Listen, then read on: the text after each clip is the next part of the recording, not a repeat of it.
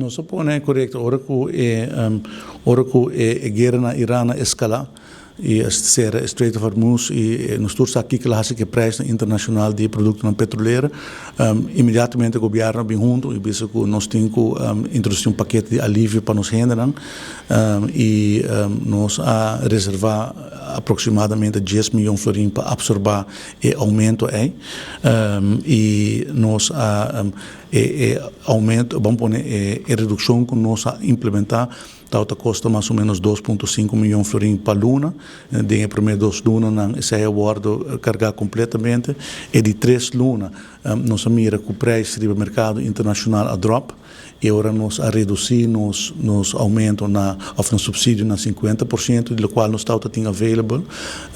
E agora aqui nós também nós está evaluando que está a possibilidade para o próximo período. Que você está absorvando que Dubai? Até agora aqui que o governo está absorvando, nós temos buffer de mais ou menos 10 milhões de florin que nós põe available e acaba, maneira de mencionar, 2 lunas completo com a costa 5 milhões de florin, não tem mais que 5 milhões hasta, e de 3 períodos nós cover mais ou menos metade.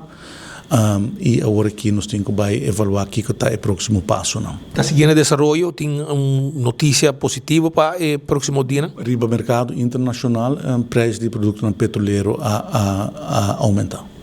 De maneira qual que nós vamos ano passado com o preço a drop, que estava dando nós a chance visual nós está absorver parte.